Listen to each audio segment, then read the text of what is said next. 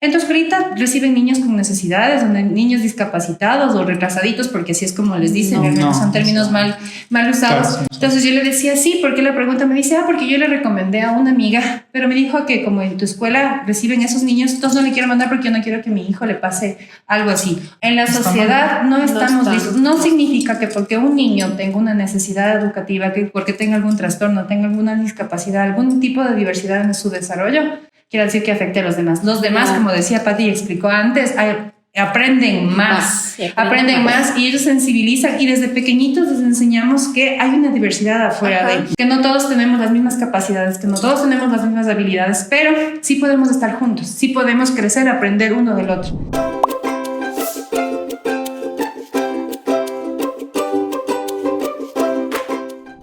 Hola a todos, ¿cómo les va? Estamos aquí en un nuevo capítulo, un nuevo encuentro, un nuevo espacio para conversar.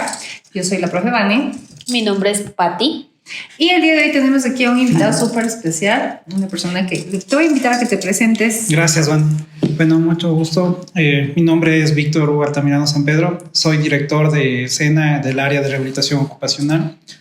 SENA prácticamente se encarga de todo lo que se refiere a la parte de rehabilitación neurológica, ¿no? Y para mí es una gran alegría, Van, poder estar aquí en la escuela. Qué chévere. Igual, Pati Pai.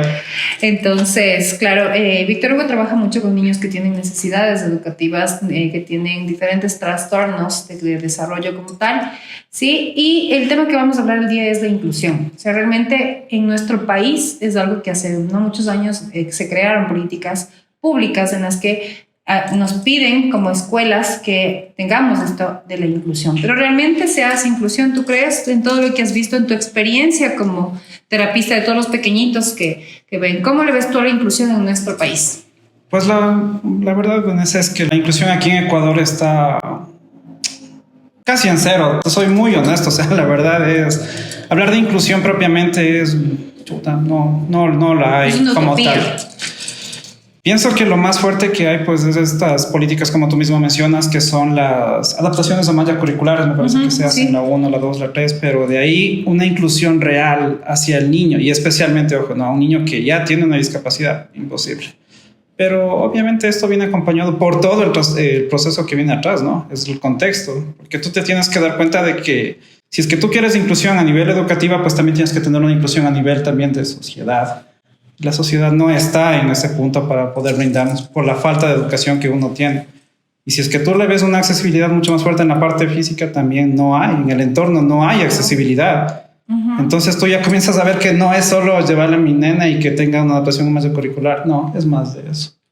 Supone muchas cosas, y es porque lamentablemente, a pesar de que me pesa decir, somos un país tercermundista, en donde todavía no aceptamos la diversidad como parte de nuestra sociedad, como parte del crecimiento y la globalización como tal. Entonces todavía es un tema que se nos queda en el aire, que es una utopía. Para mí todavía la inclusión aquí en Ecuador es una utopía.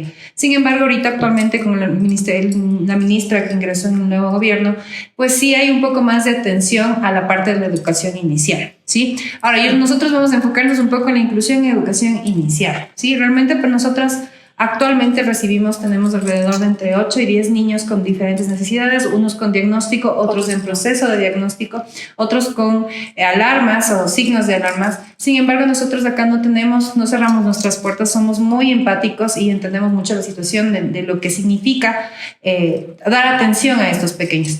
Sin embargo, créeme que lo que tú dices es cierto, o sea, realmente no, como sociedad no estamos preparados, ni más que todo porque todavía hay esta parte de que incluso a mí, que yo que soy alta, cuando me voy a algún lugar, la gente lo primero que hace es verme los pies. O sea, desde ese punto, o sea, desde ahí les digo, o sea, realmente ver una mujer alta aquí en Ecuador, en Quito, es complicado. Mucho más cuando hay una discapacidad, alguna necesidad o algo. Imagínense en lo que supone esto. Entonces, yo te quería preguntar a ti, dentro de esta parte de la inclusión que tú haces y todo, bueno, de la terapia como tal, quería preguntarte a ti, ¿cómo ves la aceptación de los padres? O sea, ¿cómo tú percibes el hecho de que cuando un papá tiene un niño con una discapacidad, con un trastorno, con TEA, con TELES, ¿cómo les ves? Bueno, Vane, verás, nosotros prácticamente como centro nos enfocamos mucho en trabajar desde la base de lo que es el núcleo familiar, ¿no? Esto es muy, muy importante. prácticamente nosotros vamos y nos apoyamos en un equipo multidisciplinar como tal. Es súper, súper importante esta parte porque, claro, tú dices, no, mi niño, lo que mencionas, no puede hablar, tiene algún trastorno a nivel de neurodesarrollo, está bien. Pero más atrás de eso hay que ver también cómo están los padres, cómo reciben esta noticia, ¿no? Porque prácticamente te ofrece, es que tú necesitas darte tu duelo. Claro. Es decir, es de esto, o sea, literalmente le está pasando a mi guagua y no caer con eso, justamente en lo que conversábamos en alguna ocasión en esas técnicas fantasmas, así, ¿no? Que se inventaron. Las milagrosas que curan, que curan el autismo, estos audífonos, estas cosas que vibran, o sea, nada que ver. No. El autismo prácticamente viene a entrar de lo que se conoce como biodiversidad, neurológica. Entonces, con ese enfoque nosotros trabajamos y hacemos entender a los papitos que prácticamente el nene va a tener el apoyo de todos nosotros. Súper genial, chévere, ¿ya? Como un neurólogo pediatra en este caso de cabecera. Y atrás de ellos, pues ya viene todo el equipo que tú cacharás: terapeuta físico, ocupacional, lenguaje, psicología. Los 4 son principales. Lo demás es como que añadidura, ok, yo lo hago súper genial. Pero importante, cuando el nene ya entra a la educación, entra el psicopedagogo acá a sumarse, ¿no? Psicólogo educativo. Ajá, claro. Y obviamente la maestra, exacto. La maestra entonces, también. porque la maestra ya comienza a tener este contacto de lunes a viernes con el nene.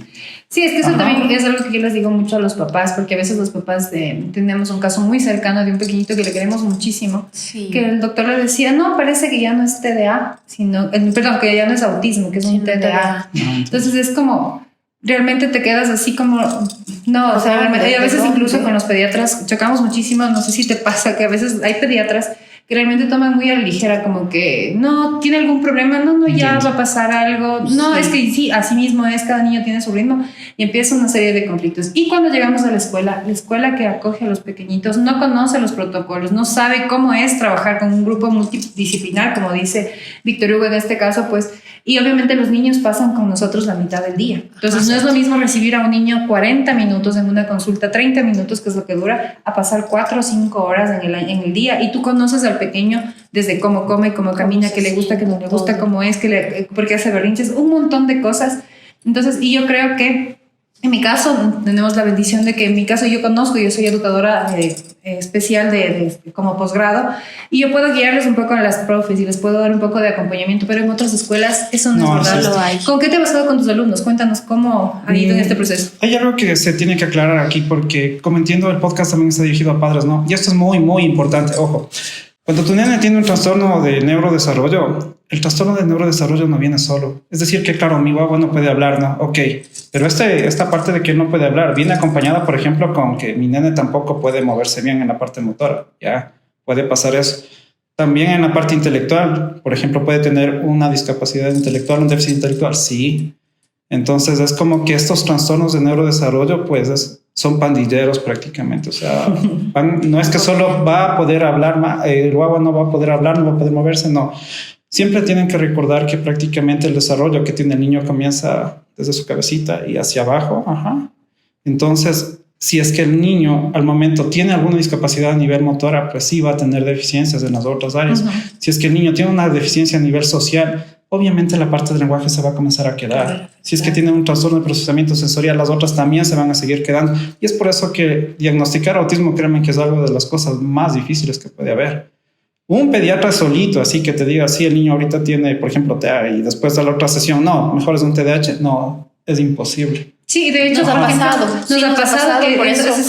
Y aparte de eso, claro, una de las personas que pueden dar signos y pueden dar y tips, o sea, decir qué es lo que está pasando son las maestras, porque somos nosotros quienes nos damos cuenta, porque a veces los papás se cierran en que no, ya entra a la escuela y se soluciona, o que ya pasa, no. Y en la escuela empiezan a notarse más estas dificultades, y pues el proceso de ahí sí empezamos un proceso de inclusión, porque la inclusión como tal es integrar al pequeñito de primera mano y luego tratar idealizar un ambiente donde él se sienta cómodo, donde él socialice, donde él haga todo lo que hacen sus compañeros a su nivel, respetando su nivel de madurez, respetando sus habilidades, porque hay niños que vienen con habilidades motrices muy buenas, pero en la parte cognitiva se queda. Entonces ahí la maestra busca estrategias para poder homologar estas dos habilidades y poder tratar de que no esté como excluido, o que sea diferenciado, que no esté, o que esté en un grupo de de educación aparte, ¿no? Aparte. Porque antes había esto, habían las aulas que hace rato comentábamos, que aulas de apoyo que eran con niños solo con necesidades educativas. Yo le hablaba de que yo tuve un caso de una pequeñita que también coincidencialmente le conoce a Víctor Hugo, Valentina Ibarra. La mamá me vino y no podía ni caminar, no podía ni subir las gradas ni nada, y estuvo con niños regulares.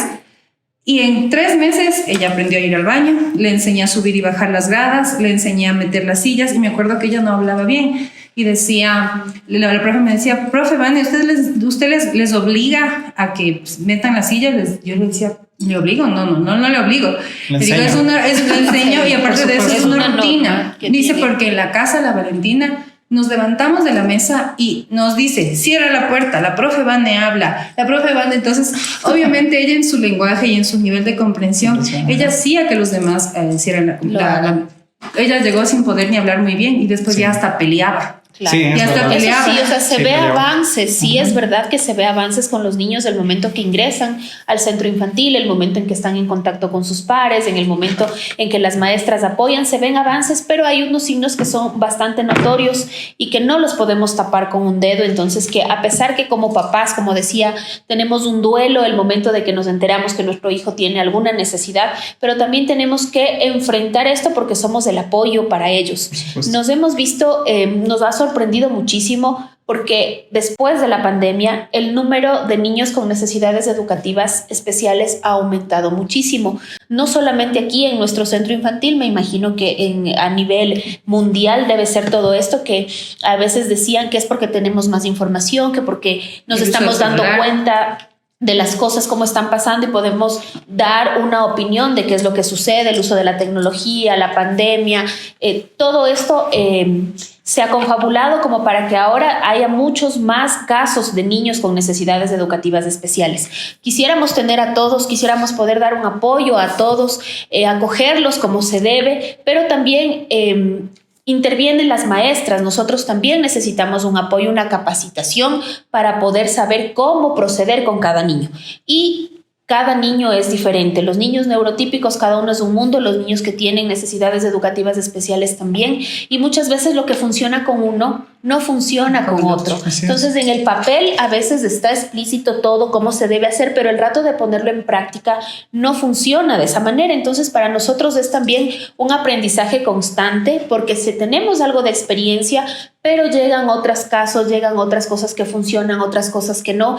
Y la idea es poder apoyar a la familia, poder apoyar, porque estos niños, por ejemplo, en mi caso, yo tengo niños con necesidades educativas en mi nivel, pero a mí me ayuda muchísimo, él me ayuda más con el resto de los compañeros, porque el resto de compañeros se vuelve más sensible ante las necesidades de él. Me ayudan a cogerle, me ayudan a que coja la mochila, están pendientes de él. El día de hoy habló, dijo unas palabritas porque es un niño no verbal y el compañerito se emocionaba. Profe, ya voy a hablar. Dijo patata.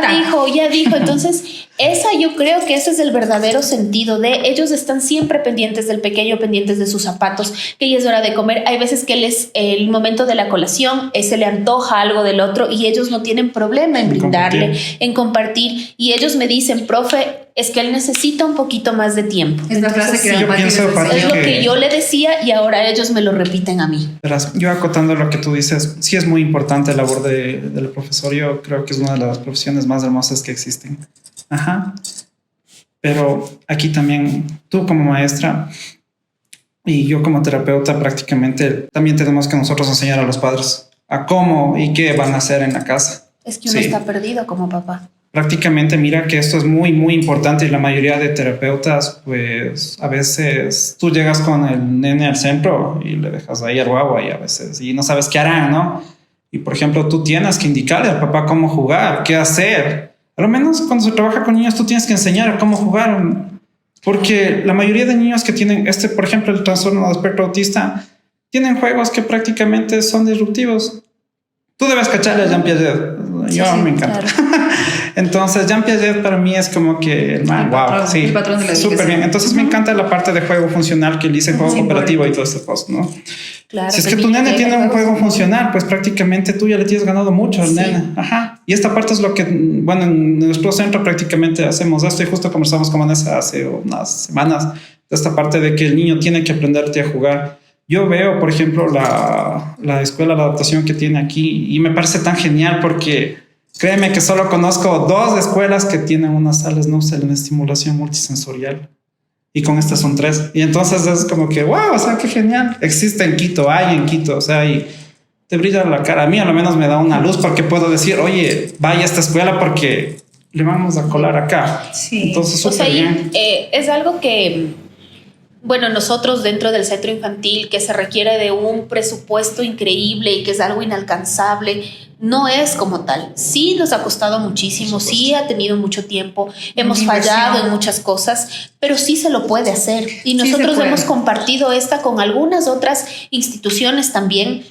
Porque yo creo que aparte del dinero, que obviamente es súper importante, también esa iniciativa porque nos ponemos en el lugar de los papás, sí. El momento en que reciben esta noticia, nos ponemos en el lugar de la familia para querer dar, de esta manera queremos dar un apoyo. Nosotros como docentes no podemos diagnosticar, nosotros no podemos decir, ¿sabe qué tiene esta necesidad? Sin embargo, ya la experiencia, a veces el observar, el ver o el pasar todo el tiempo con él, nos da ya una alerta. Tenemos muchos problemas también porque se dice que se puede diagnosticar a un niño a partir de los 5 años de edad. Y eso es otra cosa. Entonces, los papás esperanzados en que hasta los 5 años ya los síntomas desaparezcan o en la escuela vaya a cambiar o alguna cosa, entonces se pierde muchísimo tiempo. Eso enfocado en el autismo. Ahora, por ejemplo, hay esta parte del lenguaje, que no, es que mi hijo habló a los 4 años, entonces si no habla hasta los 4 años, no pasa nada. Es un error bastante común que cometen los padres porque prácticamente dicen, pero es que el papá habló a los 5, o el abuelo, el tío, el hermano, y no nada pasa que nada, ver. y ahorita es normal y no le pasó nada. Es como cuando dicen, no, antes a nosotros nos pegaban y no nos ha pasado nada. No es así. No es así. Entonces, hemos comprobado ahora que no es así. Hemos comprobado que no es así. Entonces, realmente, esta parte y por eso digo, hablando de inclusión, realmente creo, me atrevo a decir que nosotras estamos un tantito preparadas, pero nosotros básicamente por la parte experiencial. En este caso, yo, por ejemplo, tengo alumnos ya, la Vale, que debe estar ya en unos 14 años. Sí, debe estar 14 años. Miguel Ángelo tiene 11 años. Entonces, son pequeñitos que a lo largo de mi carrera como docente yo he ido conociendo. Y mira que te hablo cambiándome de tema, no. Yo me di cuenta que me gustaba esto de la inclusión muchísimo antes porque mi película favorita es Forrest Gump.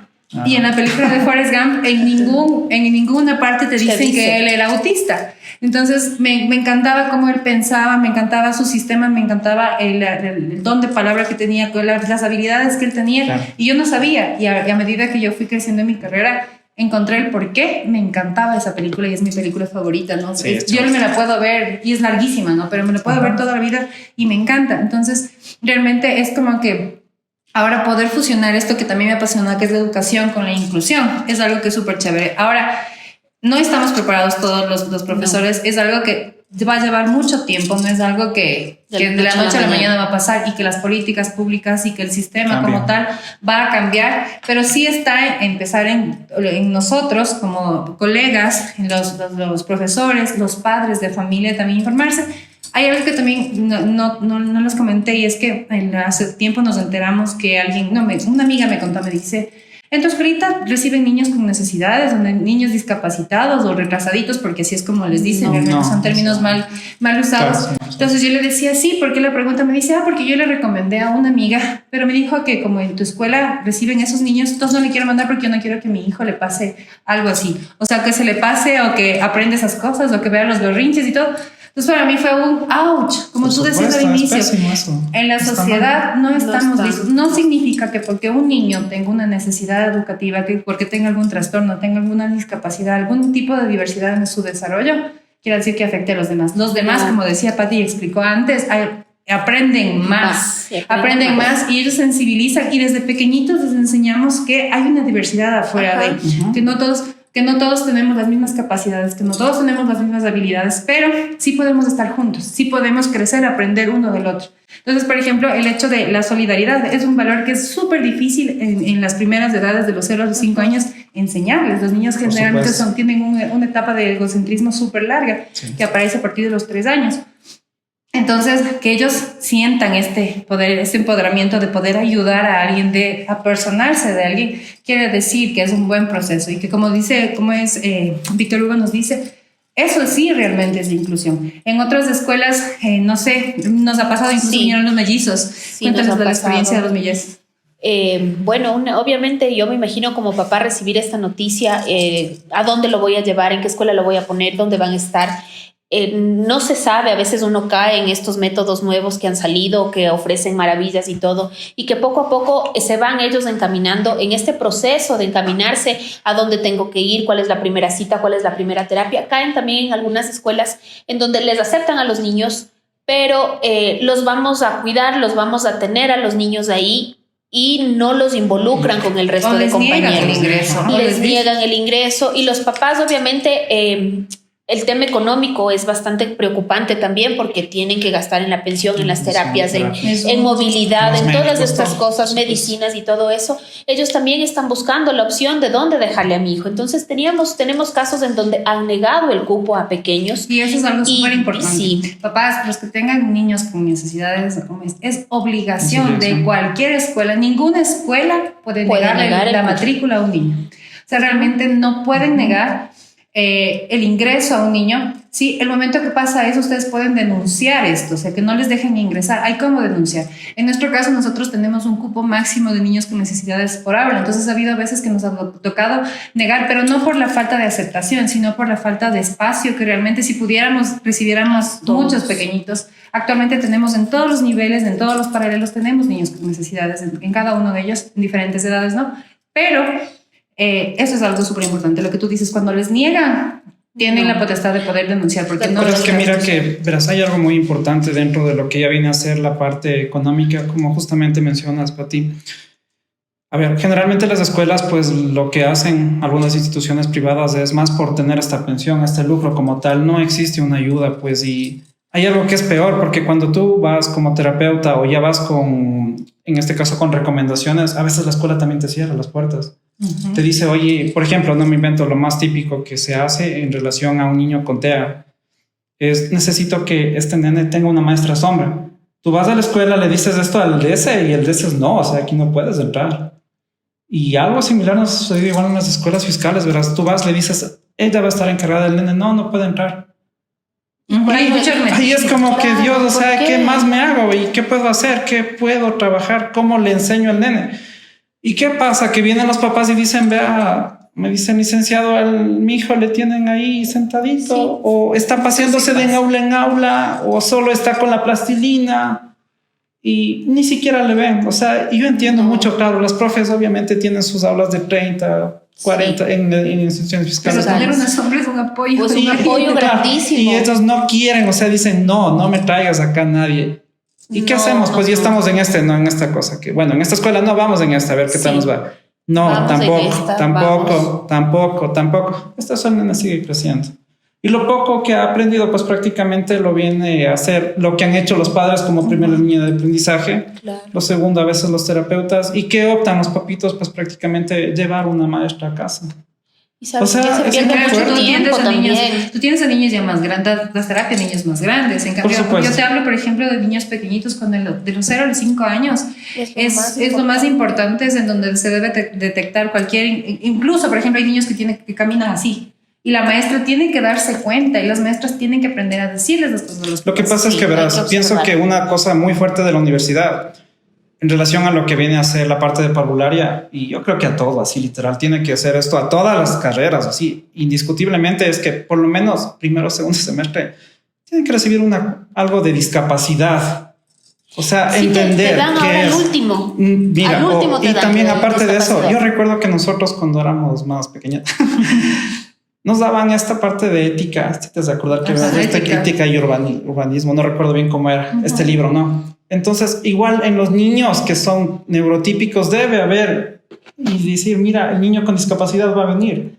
Y no va a pasar absolutamente nada, porque el momento en que tú tengas un buen aprendizaje con los nenes, pues prácticamente la visión va a comenzar a cambiar y algún momento nosotros tuvimos una reunión bastante fea, soy muy sincero con la parte del Ministerio de Educación y prácticamente nos faltó salir peleando porque yo les dije, ustedes no tienen ni idea de lo que es discapacidad. O sea, qué pena que me da. O sea, necesitan hacer entender a la gente de que la discapacidad, ojo, esto es muy importante, nadie está exento de tener una discapacidad. A cualquiera nos puede dar. O que nazcan niños. O que nazca, o que tengas un nene con una discapacidad. Es muy importante realizar esta parte de inclusión porque créanme que yo les digo por experiencia propia, por mi hija, me ha tocado estar en muchas cosas y si no fuera por mi mamá, por la gran persona que es ella, psicóloga, entiende mucho de esto, créeme que mi hija estuviera perdida.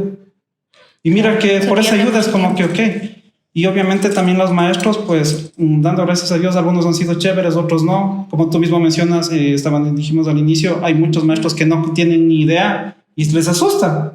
Les asusta. No se arriesgan. Así es. Y creo, cuando llega un niño con discapacidad, y por eso es que yo he bendecido a los niños que han llegado a mi vida, porque como docente me ha retado, como docente me ha llevado a poner a prueba mi creatividad, me ha obligado a capacitarme, a leer. Ahorita básicamente estoy estudiando un diplomado en prácticas inclusivas del espectro autista en Argentina, en la Flaxo de Argentina estoy estudiando, y realmente créanme que cuando leo los casos no solo nos pasa acá, pasa en toda Argentina. Mis compañeros de otros países, ellos dicen que esto es muy, muy recurrente, realmente no hay como un sistema, como me decías hace rato, un sistema global de inclusión, pero está en nosotros empezar. Y pues qué chévere poder compartir contigo esas experiencias. Y ahorita nos dices, la experiencia de ser papá, de saber que tú tienes una nena que está en un proceso de inclusión, pues realmente es una realidad que a muchos papás les pasa y que no tienen esa suerte de que tú tienes una mamá psicóloga que te puede orientar. Que te puede orientar. Pero mira, eso creo que es lo más difícil al inicio, porque obviamente ya te llega la información, te llega un balde de agua fría de que mi hijo tiene algo, bueno, ¿y ahora qué hago? ¿Cómo lo ayudo? ¿Cómo lo apoyo? ¿Qué hago? Y ahí es cuando también se aprovechan de esto, mucha gente se aprovecha de esto, muchas empresas se aprovechan de esto. Multinacionales, y yo espero que sepan de cuál hablo. Entonces se aprovechan de esto cuando debería como algo para decir, ¿sabe qué? Se necesita de un neurólogo, se necesita de ir acá para nosotros poder tener una orientación de qué es lo que podemos hacer y poder ir optimizando el tiempo, porque por ejemplo desde que nace hasta los 5 primeros años de vida hasta que le diagnostiquen al niño hemos perdido muchísimo tiempo y como se dice hay que atender los síntomas. Si mi niño está presentando problemas al hablar, entonces tengo que antes de que le den un diagnóstico de autismo, de Asperger, de alguna necesidad, atender ese síntoma. Él necesita apoyo, necesita un terapeuta. Lo que pasa es que Pati, mira que también nosotros nos hemos dado cuenta últimamente de que los posgradistas muchos de pediatría prácticamente también se enfocan bastante en esta parte de lo que viene a ser la fármaco como tal, ¿no? Porque es un médico y obviamente manejan esto súper excelente. Pero hay otras cosas como que le dejan así aparte. Es como que recién cuando tú ves a un niño dices, Dios, cierto que hay esta parte también. Yo puedo ver a un niño con discapacidad. Y ojo, hay niños cuando nacen que tú ya puedes hacer ciertos screenings y valoraciones que te dicen, ok, déjame verte, sí, estás moviéndote así, no te estás moviendo. Entonces ya es un signo de alerta súper fuerte y dices, no. Por ejemplo, lo más fuerte es los niños que nacen prematuros. Es un niño que tiene un factor de riesgo neurológico. Si tú como mamá alguna vez sufriste mucho de, por ejemplo, amenazas de aborto, algún golpe, algo, tu niño pasó alguna circunstancia. Un embarazo complicado, emocionalmente también. También efectivamente, también es como que un niño puede tener un riesgo neurológico a la larga. Sí puede tenerlo. Y es necesario pues que lo revise en este caso prácticamente un neurólogo pediatra porque él va a tomarlo en este caso y verificar todo, cómo están sus reacciones en todas las áreas de desarrollo. Entonces, que tiene. Se puede intervenir sí se puede intervenir antes. Y ojo, y esto es chévere, ¿verdad? Tenemos que cambiar. Recuerden, papitos, que la plasticidad cerebral siempre va a estar ahí presente, ¿no? Porque de esto es lo que nos valemos para la inclusión. Los guaguas son pilas, son muy inteligentes. Los guaguas van a seguir. Yo siempre le digo a mi guagua, matemáticas no es todo en la vida. Tienes un mundo por afuera. Te gusta bailar, canta, ríe, haz lo que a ti te gusta y lo hace. Entonces esa parte también es bastante importante fomentar en los papás. Y que a veces incluso con los neurotípicos, ¿no? Los papás de que si no saca buenas notas, si no pinta perfecto, quiere decir que no está bien. Entonces, ¿qué le está pasando? No. Realmente nosotros, como tú dices, es aceptar, respetar la diversidad, saber que todos somos diferentes y que no todos podemos ir como en una línea, a pesar de que hay un currículum nacional al que nosotros nos regimos, que te dice por edades lo que los niños tienen que saber. Pues realmente eso es una referencia, no es a rajatabla. Exacto, es una referencia en donde nosotros de ahí podemos partir, pero este es del 2014. Sí, inclusive mira que... ¿Cuántos años? Sí, inclusive mira que en hitos de desarrollo motor del niño, por ejemplo, neurotípico, ¿no? Que coge, que a los 3 meses ya tiene que levantar la cabeza, después a los 4 ya tiene que rodar. tú le tienes como que ya con la experiencia dices, bueno, tienes unos 2 meses. Mi hijo lo hizo el mes. Por ahí como que ya, exacto. O hay guaguas que se adelantan y mes. dicen, mira, ya lo hiciste así, pero... Y tengo videos. Mira, es lo que mencionábamos justamente y yo te escuché en el otro podcast que estaban realizando, es que cada nene es un mundo y se acabó. Este tema es tan interesante, tan amplio, tan extenso y tan actual, porque es algo que está pasando muchísimo en nuestra realidad. Y yo creo que sí es importante, si ustedes nos quieren ver una segunda parte donde hablemos tal vez con alguien que haya pasado por ese proceso. Ya Víctor Hugo nos dio un testimonio cortito de lo que él pasa con su pequeñita, lo que pasó. Pero hay personas, hay mamás que tienen niños chiquitos y que están en este proceso, que es una incógnita lo que va a pasar de aquí en adelante en la vida escolar, en la vida de la secundaria y cuando lleguen a otros niveles educativos. Entonces yo creo que sí es necesario hacer una segunda parte. Yo pienso que sería chévere que al momento que vean los papitos esto, escriban, ¿no? Y preguntas que tengan, que se puedan dar referente a todo lo que se refiere a algún tipo de trastorno del neurodesarrollo. Cualquier signo, es muy alarma que hacer ustedes tengan. Para poder más que nada dar una guía adecuada, ¿no? Y, o sea, y volvemos a retomar esto, aunque parezca cansón, pero que no caigan en esta venta de humo. O sea, realmente créanme que es lo peor que les puede pasar. Necesita hacer un buen tratamiento, un tratamiento y un protocolo guiado, literalmente. Y el tratamiento también no es de meses. Esto es algo que va acompañando toda la vida. Porque no hay cura para esto. Hay trastornos como, por ejemplo, los trastornos del lenguaje, los TEL. Sí que se puede, que tienen un tiempo y que ya los niños superan esta parte y ya tienen una vida regular y se acaban las terapias. Pero hay otros que van a acompañar, son una condición de vida que te van a acompañar todo el tiempo y siempre vas a necesitar apoyo externo de alguien que te ayude.